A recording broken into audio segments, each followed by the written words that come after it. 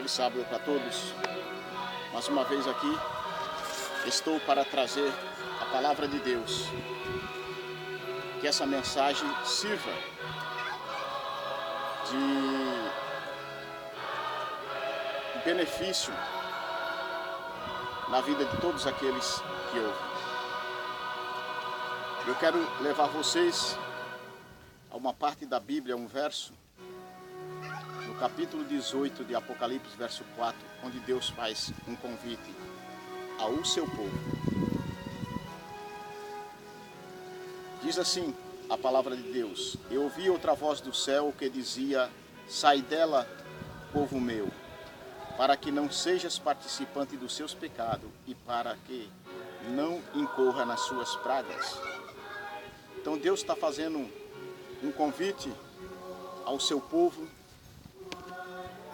este que está em Babilônia,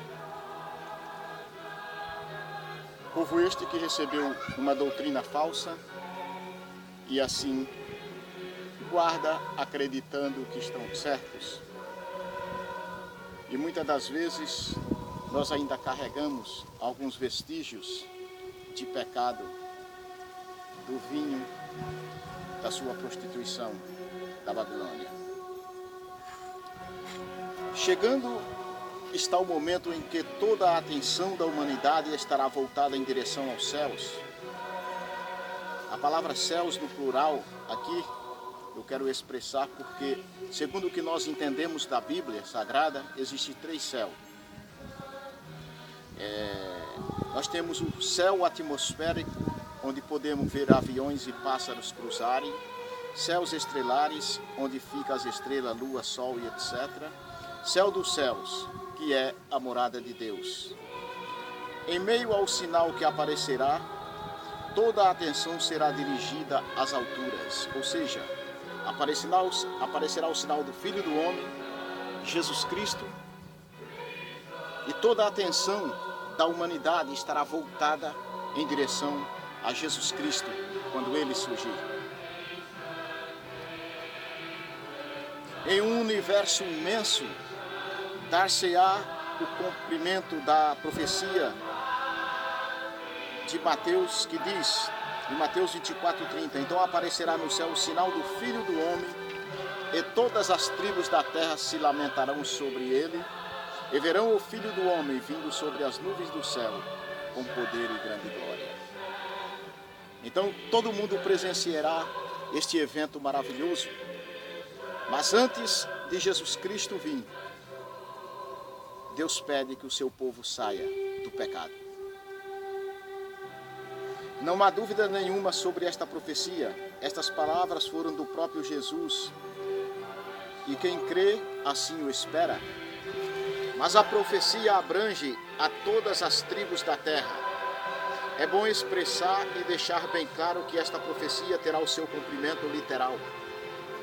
Embora nos nossos dias as pessoas estão vivendo uma vida que não corresponde às Escrituras, cada um procurando viver segundo o que bem lhe parece, ser agradável e conveniente, desaperceberam, dormiram e cochilaram, que nem as 10 virgens, porque fazemos parte delas.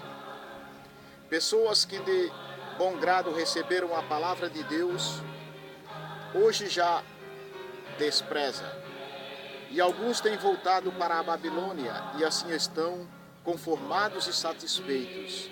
Deixaram a verdade, Jesus, e já não estão conosco. Suas palavras são contrárias aos ensinamentos de Jesus, entrando em contradição e ainda são desfavoráveis. Estão embriagados pelo vinho de Babilônia, seguindo assim a doutrina falsa. Durante muito tempo, Babilônia vem tendo progresso em uma medida crescente de grande aceitação pelos seus aliados, ao ponto de embriagá-los, e só poderão escapar aceitando o convite de Deus que diz: Sai dela, povo meu, Apocalipse 18:4. Assim é o convite do nosso Senhor a um povo que ainda está embriagado pelo vinho de Babilônia, ou seja, a doutrina falsa. A doutrina falsa é um vinho que tira a visão perfeita. Este vinho é escarnecedor. Provérbios 20, verso 1 diz: o vinho é escarnecedor e a bebida forte alvoroçadora, e todo aquele que neles erram nunca será sábio. Uma vez que nos alimentamos da palavra de Deus e depois lançamos fora, com certeza escarnecemos, jogando assim a culpa nos outros, nos desviamos da verdade. Satanás nos enche de orgulho, fazendo assim acreditar que estamos certos. Assim, muitos têm saído do caminho da verdade, voltando à adoração de imagens, violação dos mandamentos, se curvando a outros deuses, vivem uma vida errada, negando a palavra de Deus, aceitando doutrinas de homem e de líderes corruptos que distorcem a verdade, assim enganando o povo com suas próprias ideias, não aceitando o que diz a Escritura. Trazendo uma doutrina falsa, muitos hoje que se dizem cristãos estão se prostituindo, outros vivem em adultério e ainda são colocados à frente de trabalho pelos seus líderes e assim dão ensinamentos que nem eles mesmos vivem.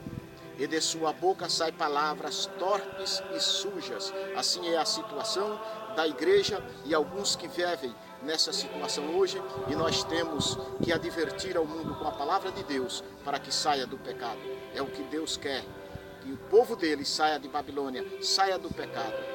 Paulo em 1 Coríntios, capítulo 5, versículo 9 a 11 diz: já por carta vos tenho escrito que não vos associei com os que se prostituem. Isso não quer dizer absolutamente com os devasos deste mundo, ou com os avarentos, ou com os roubadores, ou com os idólatras. Porque então vos seria necessário sair do mundo. Então não é com esse povo que Paulo está dizendo isso, com as pessoas que se prostituem, com os idólatras, né? Aquelas pessoas que não têm conhecimento da verdade, mas com aqueles que estão dentro da igreja. Mas agora vos escrevi que não vos associeis com aqueles que dizem ser irmão, for devasso ou avarento, ou idólatra, ou maldizente, ou beberrão, ou roubador. Com o tal nem ainda comais. Então, muitos estão aí dentro do templo, querendo dar uma de santo e fazendo coisas torpes, distorcendo a palavra de Deus e não traz um bom testemunho. Então Paulo diz que com estes nem comais. A sua vida não condiz com uma vida de cristão. Esta é verdadeiramente a realidade de algumas pessoas hoje. Em 2 Timóteo, capítulo 4,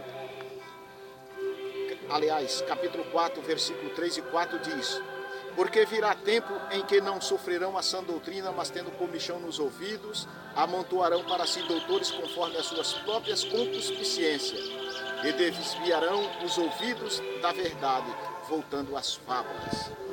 Deus diz: sai dela, povo meu. Tenha cuidado.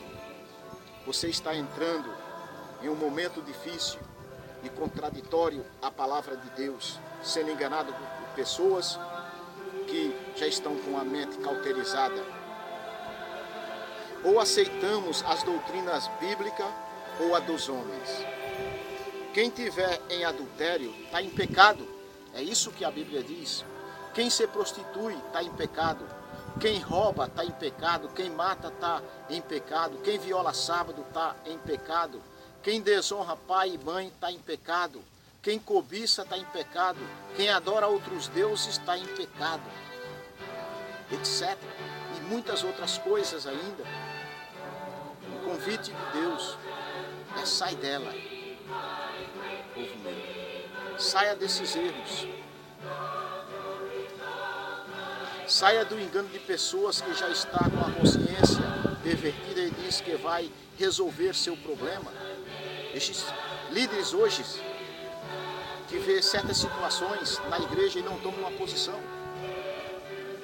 E muitos membros ali estão com uma vida que não demonstra ser uma vida de cristão, e eles ainda dizem que vão procurar resolver o problema dela.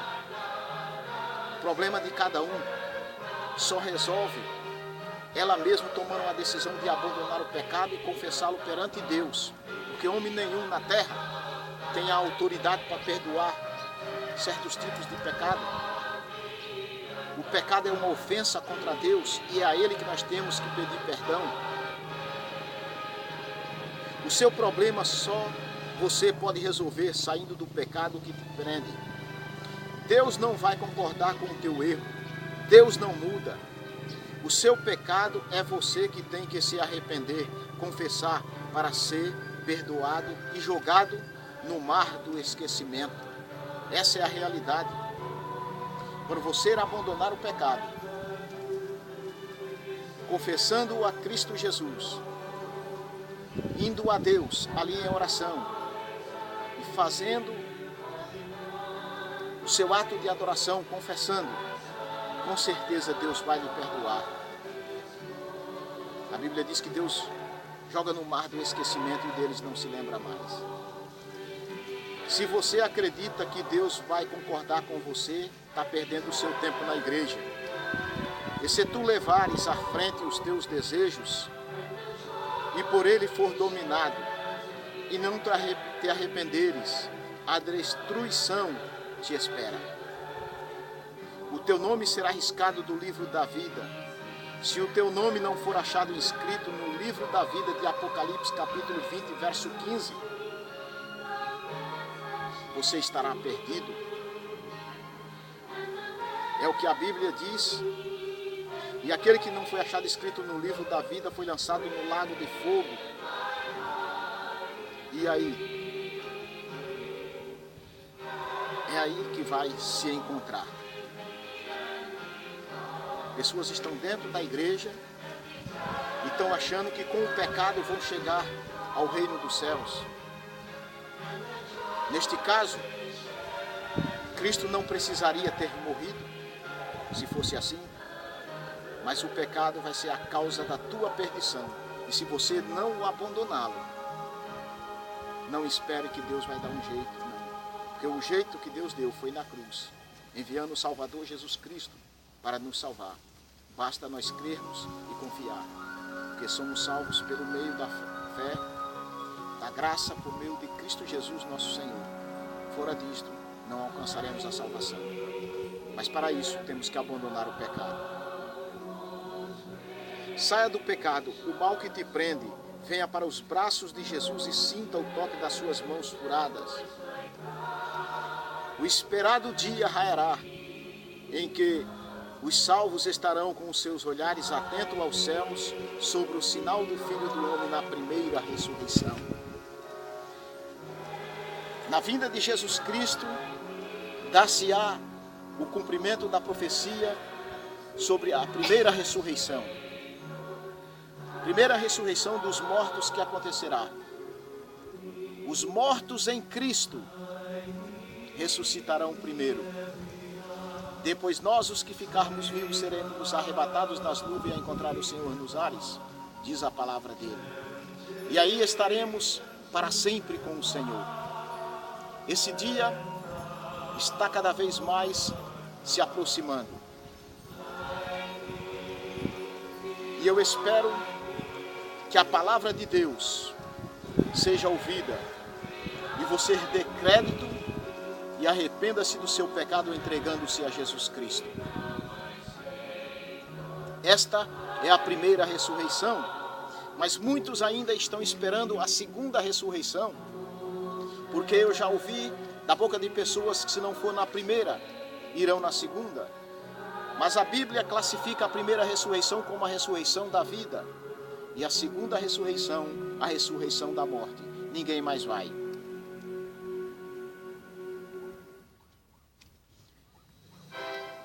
Então nós temos que estar atento ao que diz as Escrituras para não sermos enganados. A primeira ressurreição, onde estará eu ou você? Segundo, a segunda ressurreição, porque não haverá outra oportunidade depois da primeira. A primeira é a da vida e a segunda é a da morte. A segunda ressurreição é a da morte. É onde os mortos que não foram na primeira vão ressuscitar.